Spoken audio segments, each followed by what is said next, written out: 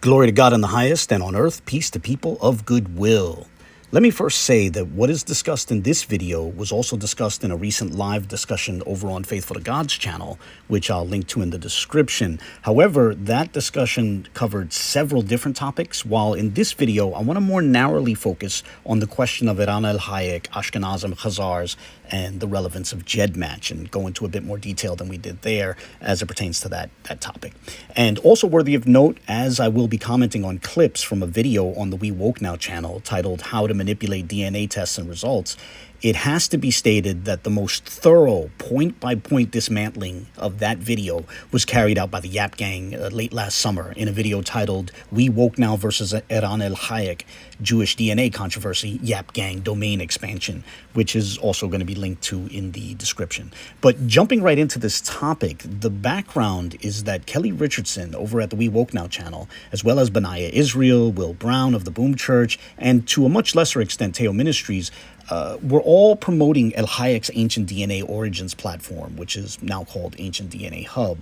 And the reason they were excited about Elhaik's platform is because Elhaik was adamant that Ashkenazim failed to meet his standard for quote-unquote Israelite.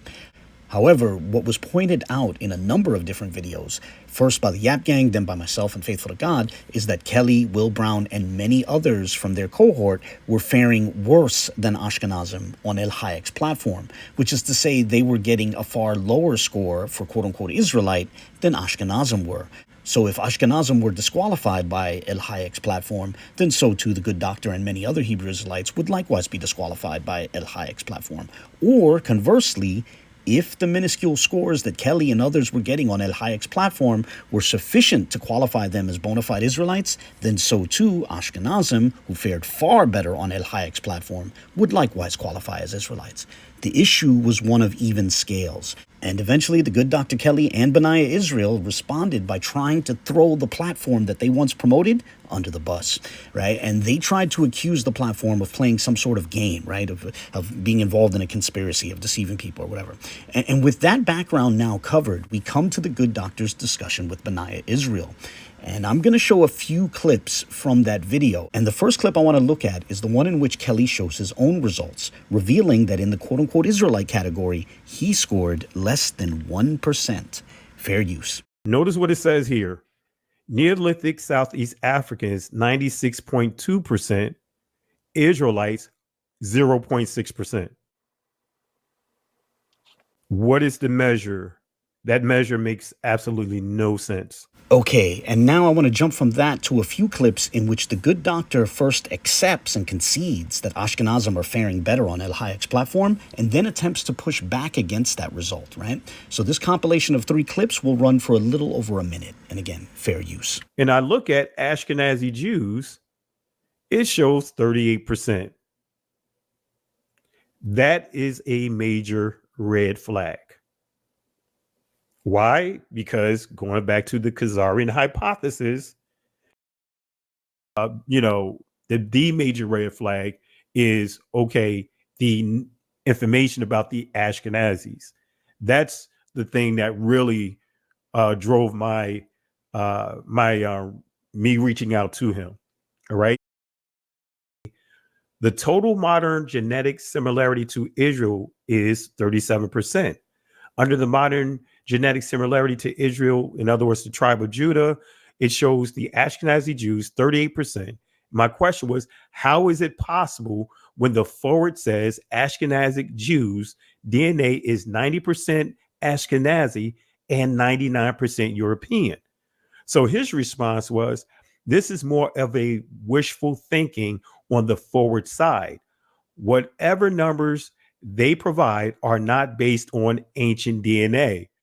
Okay, so far, the good doctor concedes that Ashkenazim fare better than his cohort does on Elhaik's platform, but he treats such as impossible because, according to him, they're Khazars, and moreover, they're classified as European.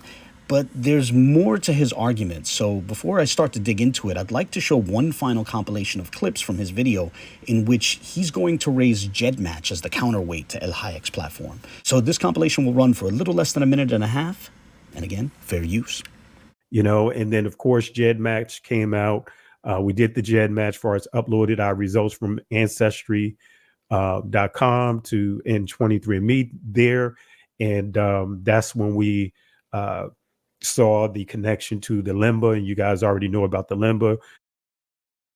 Like I know with my DNA and Benayah's DNA, and many of you, if you did your uploaded your results to GEDmatch, like you're going to see that you're between 8 to 10%. I mean, 8 to 10 generations removed from the limba, right? But we go to a tool called GEDmatch, and GEDmatch makes the connection, and also My True Ancestries makes the connection, showing us that we're in between 5 to 10 generations. Now, I know mine's on My True Ancestry is 5%, just over 5%, 5 generations. On GEDmatch, it's been fluctuating between 8 to 9%. Or 9 generations. But guess what?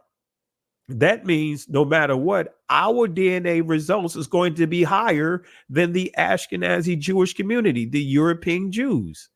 Okay, so the good doctor basically had 3 arguments which he felt led to the conclusion that the results on Elhaik's platform must be wrong. His first argument was that Ashkenazim are Khazars. His second argument was that Ashkenazim are classified as Europeans, and his third argument alleges that GEDmatch gives the opposite result. Now, to set the stage for explaining why all 3 arguments are misguided, I'd like to play a clip from when Kelly and Benayah spoke directly with Elhaik back in 2023 on Benayah's channel. You see, Elhaik told them something which could have given them the key to understanding what's going on here if they thought more clearly about it. So this clip is going to run for about 30 seconds and fair use. So for years and years, Ashkenazi Jews were compared to Palestinians and to English. Right. They came closer to the Palestinians, hence the connection to Israel. But those were just 2 people that are very different. And when you include populations like Italians and Caucasus people, Georgians, Armenians, Jews would be closer to Georgians and Armenians than to Palestinians. But all right, so Kelly, Benayah, and others seem to have only heard that Ashkenazim were more similar to populations from the Caucasus than to Palestinians, which forms part of Elhaik's argument for the plausibility of the Khazar hypothesis. And they thought that that would mean that their cohort would simply win by default. But it seems they didn't catch the implications of what Elhaik was saying. Note first that it was said that on a scale which had the English on one side and Palestinians on the other side, Ashkenazim would wind up being closer to Palestinians.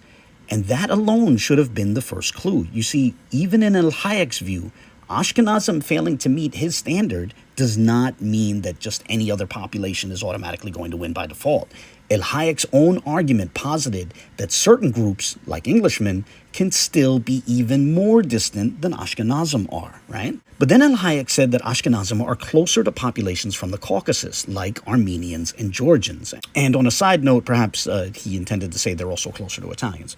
But Kelly and Benayah seem to miss that Ashkenazim can be closer to populations from the Caucasus than to Palestinians, and yet still be closer to Palestinians than Englishmen are.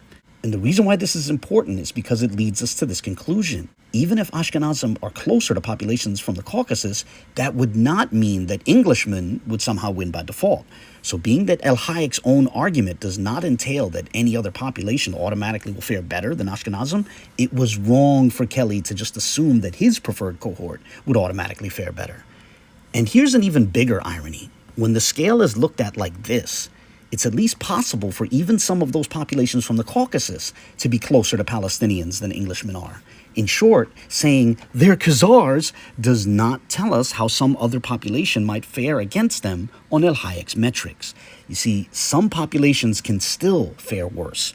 That would seem to be true of Englishmen, and it would presumably be true of other populations as well, including many in the good doctor's cohort. Now, having covered that, let me quickly segue to Kelly's claim that getting hits for Lemba in GEDmatch must mean that he should fare better than Ashkenazim on Elhaik's platform. First, it has to be noted that when Kelly referred to hits for Lemba on GEDmatch, he was referring to hits for Oracle. Emphasis on Oracle. Now, as I covered in my video titled GEDmatch Oracle Spreadsheets, which I'll link to in the description, that tool, the Oracle tool, does not measure shared DNA. And the numbers given are not counting generations, as Kelly wrongly claimed. Rather, the numbers that are given pertain to a mathematical distance between one's own scores in a broad set of categories and the scores of the sample being compared across those same categories. Therefore, a hit for Lemba in Oracle does not actually imply a meaningful connection to Lemba. Moreover, excitement about the Lemba pertained to their paternal lineages, or at least the paternal lineages of some Lemba, especially as it pertained to the Cohen modal haplotype. It had nothing to do with their autosomal DNA. There is no reason to think that even the Lemba themselves would fare significantly better than Ashkenazim on Elhaik's platform, much less that someone who got a hit for Lemba on Oracle would do so, right? But now let's talk about GEDmatch proper. The good doctor tried to imply that GEDmatch serves as a counterweight to Elhaik's platform. He tried to imply that he would get a different result on GEDmatch. But the reality is that once we put games with Oracle aside, GEDmatch proper actually agrees with Elhaik's platform. For example, on GEDmatch, there's the Gedrosia platform, right? And within that, there's the ancient Eurasia K6 calculator, which gives a result for Natufian, right? It has a Natufian category. And I have good reason to believe that the good doctor scored less than 5% in the Natufian category on that calculator. Now, if the good doctor disagrees and would like to dispute that impression, he should show what he scored on the Natufian category, right? Make your results public. I did so for mine. He should do so for his. But until then, I'll say this. Just as Ashkenazim fare better than the good doctor and many in his cohort on Elhaik's platform, so too they fare better on GEDmatch proper as it pertains to the ancient Natufian samples in this calculator. So when looking at any particular calculator on GEDmatch, one will see an option to click the spreadsheet for that calculator. And if one clicks on that, they'll get to see how a myriad of different samples scored across the categories listed. And then you can take those figures and put them into Excel and organize them according to a particular category. So for example, this is the spreadsheet for the ancient Eurasia K6 calculator, organized based on how different samples scored in the Natufian category, from highest to lowest, right? And that would be the column in bold, which is the second column from the right.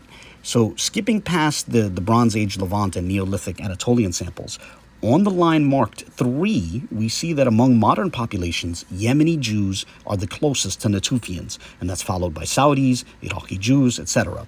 Now, over 130 different samples are listed, and if Kelly scored less than 5% in the Natufian category, that would put him somewhere around 108th or 109th place on the list.